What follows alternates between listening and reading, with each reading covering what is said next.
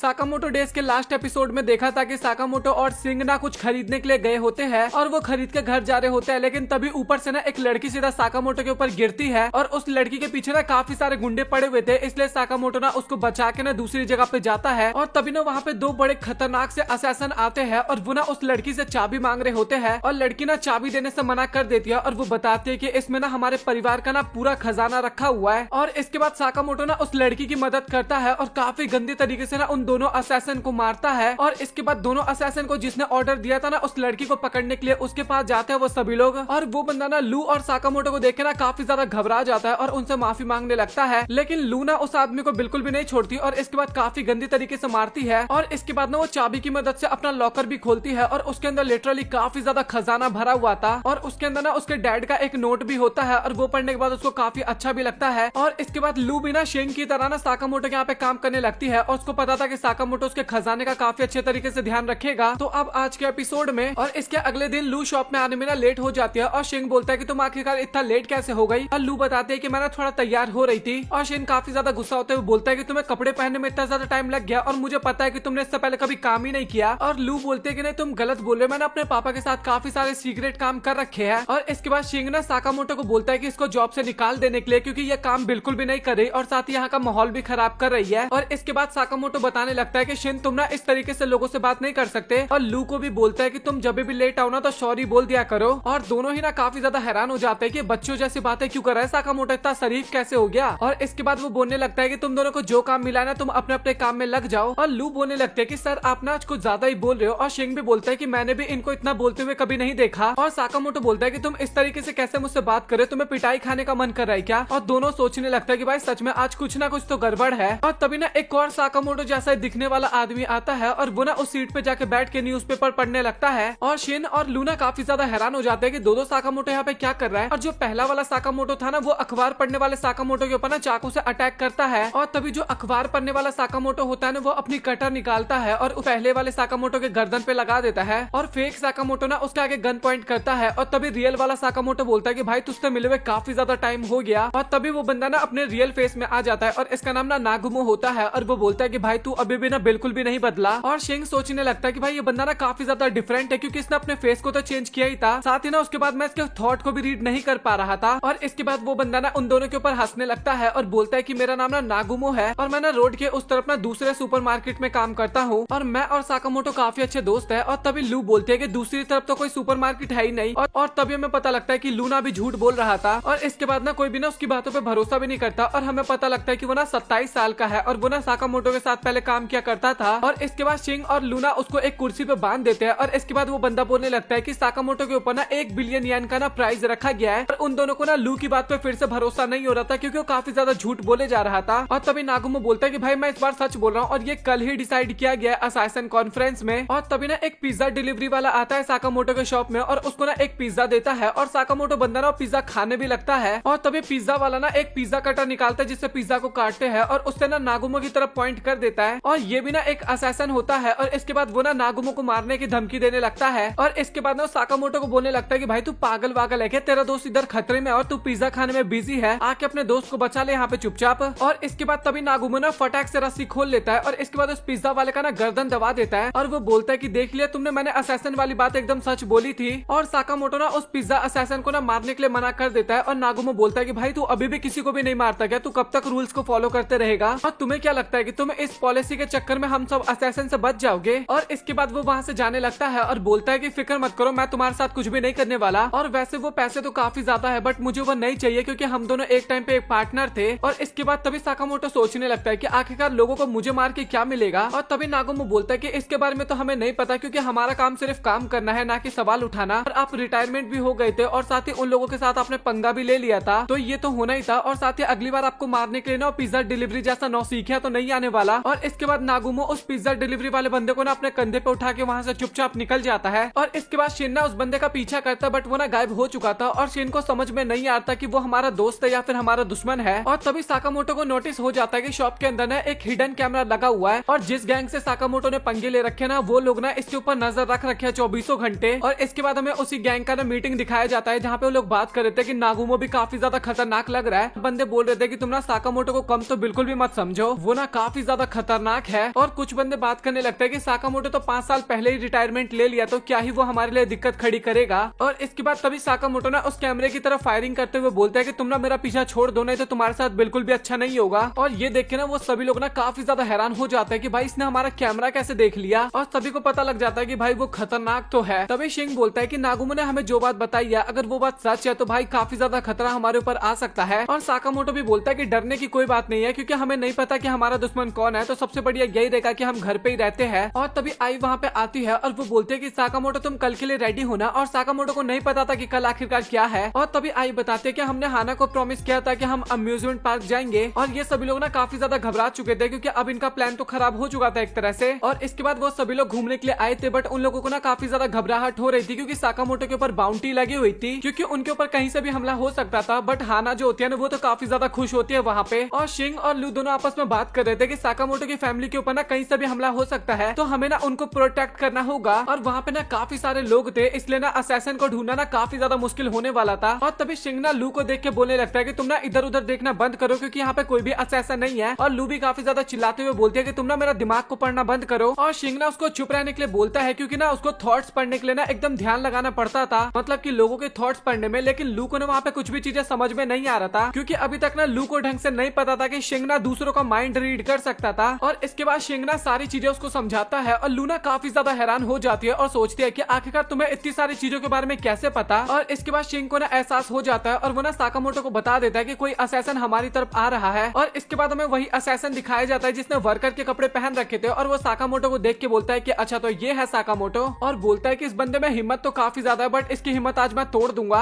और इसकी फैमिली के सामने इसको मार दूंगा मैं। और तभी लू वहाँ पे आती है, और वो ना साकामोटो की फैमिली को ना वहाँ से लेके चली जाती है। और वो असैसिन जो होता है ना वो भी साकामोटो के ऊपर अटैक करने वाला होता है। और साकामोटो ना उस असैसिन की तरफ देखता भी नहीं है, और उसकी जेब से पेन निकाल के ना उस असैसिन के मार देता है। और वो असैसिन सोचता है कि आखिरकार उसने बिना देखे ये सब चीज कैसे किया। और इसके बाद शेन और लूना उस बंदे की बॉडी को उठा के ना कहीं जाके छिपा देते हैं झाड़ियों में, मतलब की। और लूना साकामोटो की काफी ज्यादा तारीफ कर रही होती है और बोलती है कि बॉस ने बिना देखे ही इसको हरा दिया। और शिंग बोलता है कि बॉस ने ना ऐसे मारा इसको कि इसके ऑर्गन्स डैमेज ना हो और इसको कुछ भी ना हो एक तरह से। और इसके बाद ना हमें वहाँ पे एक और असैसिन दिखाया जाता है, और वो बोलता है कि मुझे तो पहले ही पता था कि ये कुछ भी नहीं कर पाएगा। और इस बंदे का नाम ना तासु होता है, और ये बोलता है कि मुझे नहीं पता कि साकामोटो कैसा है, बट इसने ना अभी तक इसको जान से नहीं मारा और इसको छोड़ क्यों दिया आखिरकार उसने। और इसके बाद ना वो शेन के पोस्टर की तरफ देखते हुए बोलता है कि ये बंदा मेरे लिए ना प्रॉब्लम खड़ी कर सकता है, क्योंकि ना माइंड रीड कर सकता है। और इसके बाद साकामोटो की फैमिली ना एक रोलर कोस्टर पे बैठने के लिए जाती है, और शिन और लूना पीछे रह जाते हैं। और वो असैसिन भी ना उनका पीछा कर रहा होता है, और शिन और लूना आखिरी वाले सीट पे बैठते हैं। और लूना इसके बारे में पूछती भी है कि हम लास्ट वाले सीट पे क्यों बैठे हैं। और शिन बताता है कि ये सीट ना बेस्ट है। और तभी लू की नजर ना एक बंदे पे जाती है, और वो ना असैसिन होता है। और ये बात ना उसको पता भी चल जाती है, और वो बोलती भी है कि मैं जब किसी बंदे को देखती हूँ ना, और अगर वो असैसिन होता है ना, तो मुझे इसके बारे में पता चल जाता है। और शिन सोच रहा होता है कि मैं आखिरकार इसका माइंड रीड क्यों नहीं कर पा रहा था। और तासु भी सोचने लगता है कि मुझे लगता है कि इनको पता चल चुका है। और शिंग ना इस चीज को रीड कर लेता है, और वो ना रोलर कोस्टर से उतरने की कोशिश करता है, बट वो ऐसा नहीं कर पाता। और इसके बाद ना वो साकामोटो को इसके बारे में बता देता है, और शिन ना साकामोटो को बता रहा होता ही है। लेकिन तभी ना तासु अपनी गन निकालता है और साकामोटो की तरफ फायर भी कर देता है। और लिटरली भाई वो बुलेट ना साकामोटो के चश्मे पे टकराती है और रिवर्स हो जाती है, क्योंकि उसका चश्मा ना बुलेट प्रूफ था। और इसके बाद रोलर कोस्टर ना एक सर्कल वाली जगह पे जाता है, और तभी सिन ना अपनी सेफ्टी बार को खोल के ना उस पे से कूद जाता है। और तभी रोलर कोस्टर नीचे आता है ना, तभी सिन उस असैसिन के ऊपर कूदता है और उसका भी ना सेफ्टी बार को वो खोल देता है। और इसके बाद दोनों ही ना पटरियों के ऊपर आ जाते हैं, और तासु वहाँ पे बोलने लगता है कि भाई तू पागल वागल है क्या, तूने तो अभी मुझे मार ही दिया था। और शिन बोलता है कि आज ना साकामोटो सर अपने काम में व्यस्त है, तो उनकी जगह ना ये काम मैं संभालने वाला हूँ। और दोनों ही ना एक दूसरे के आमने सामने इस टाइम पे खड़े होते हैं। और शिन ना उस बंदे का माइंड रीड करने की कोशिश करता है, बट वैसा नहीं कर पा रहा था, क्योंकि तासु ना पहले काम करता है और उसके बाद वो सोचता है। और तभी उनकी तरफ ना एक रोलर कोस्टर आ रहा था, और तभी शिंग ना वहाँ से कूद जाता है, और शिंग के बाद ना तासु भी वहाँ से कूद जाता है। और हवा में ही तासु ना 2 चाकू शिंग की तरफ फेंकता है, और पहले चाकू से तो शिंग बच जाता है, लेकिन उसको पता चल जाता है कि वो ना दूसरे चाकू से नहीं बचने वाला। और दूसरा चाकू शिंग के पैर में लग जाता है, और उस चाकू के अंदर ना पॉइजन लगा हुआ था। इस कारण ना शिंग को ना धुंधला धुंधला दिखाई देने लगता है इसके बाद। और तासु बताता है कि ये जहर ना मैंने खुद बनाया है, और इसके बाद तुम्हारा खेल अब खत्म होने वाला है। और तभी शिंग बोलता है कि भाई तू ना चुप हो जा, तुझे पता भी है कि आखिरकार तेरे साथ क्या होने वाला है। और तासु बताता है कि हाँ मुझे पता है कि साकामोटो को देखने के बाद मुझे इतना पता चल गया था कि वो एक लूजर है। और शिंग बोलता है कि भाई तू सच में काफी मूर्ख है इसका मतलब। और तुम्हें एक चीज पता है क्या, जब इंसान ज्यादा जिंदगी जीने की कोशिश करता है ना, तो वो उतना ही ज्यादा कमजोर होते रहता है और भी काफी ज्यादा भाषण देता है। और इसके बाद शिंग बोलता है कि भाई तू ना एकदम गलत है, वो ना अपनी लाइफ को सेक्रीफाइस इसलिए कर रहा है ताकि वो ना अपनी फैमिली को बचा सके, उसको प्रोटेक्ट कर सके। और जब कोई आदमी किसी को बचाता है ना तो वो और भी ज्यादा खतरनाक हो जाता है। और इसके बाद तभी ना वहाँ पे रोलर कोस्टर भी आने लगता है और शिंग जंप करके उसके ऊपर बैठ जाता है और तासु भी ना काफी लंबा जंप करता है। और इसके बाद शिंग ना सीधा तासु को पकड़ लेता है और इसके बाद ना वो तासु को मारने लगता है, लेकिन शिंग को ना धीरे धीरे ना धुंधला धुंधला दिखाई देने लगा था और तासु ना काफी आसानी से ना शिंग के अटैक से बचे जा रहा था। और इसके बाद शिंग को ना समझ में नहीं आता कि आखिरकार उसको क्या करना चाहिए और तभी ना माइंड रीड करने लगता है और उसको ना साकामोटो की फैमिली की आवाज सुनाई देने लगती है। और इसके बाद तभी शिंग ना तासु को पकड़ता है और सीधा रोलर कोस्टर से ना नीचे कूद जाता है। और इसके बाद ना वो एक टेंट के ऊपर गिरता है और वहाँ पे ना एक शो चल रहा था और वहाँ पे ना एक रैबिट हीरो होता है और वो रैबिट ना हाना का काफी ज्यादा फेवरेट था। और इसके बाद ना शिन ना उस रैबिट का कॉस्ट्यूम पहन के ना स्टेज के ऊपर आ भी जाता है और तासु भी स्टेज के ऊपर होता है और ऑडियंस को तो वो एक नॉर्मल शो की तरह लग रहा था। और इसके बाद ना उनकी रियल फाइट वहाँ पे स्टार्ट हो जाती है और पब्लिक ना वहाँ पे रैबिट को काफी ज्यादा सपोर्ट कर रही थी क्योंकि वो हीरो था एक तरह से प्ले का। और वहाँ पे ना साकामोटो की फैमिली भी थी और साथ ही ना सिन ना तासु के मुंह पे ना एक जोरदार पंच मारता है और इसके बाद ना तासु भी सिंह के ऊपर अटैक करता है, लेकिन वो काफी आसानी से बच जाता है। और इसके बाद वो तासु के ऊपर ना काफी तगड़ा वाला पलटवार करता है और तासु को तो समझ में नहीं आता कि इसके आंखों का विजन कम होते जा रहा है, लेकिन उसके बाद भी ये कैसे लड़ पा रहा है। और वो ये भी सोचता है कि मेरे पॉइजन का असर इतनी जल्दी तो खत्म नहीं होना चाहिए था। और तभी हमें पता लगता है कि साकामोटो ना अपने माइंड रीडिंग के थ्रू ना शिंग को गाइड कर रहे होते हैं उस टाइम पे। और तभी तासु ना नाइफ की मदद से उस कॉस्ट्यूम को फाड़ देता है और इसके बाद तभी वो नोटिस करता है कि शिंग ने तो अपनी आंखों को बंद कर रखा है वहाँ पे। और इसके बाद शिंग ना काफी जबरदस्त एक जोरदार किक मारता है तासु को और उस बंदे का खेल वहीं पे हो जाता है खत्म। और इसी के साथ शो भी खत्म हो जाता है और काफी ज्यादा चीयर भी करते हैं ऑडियंस और साकामोटो शिंग की काफी ज्यादा तारीफ करता है।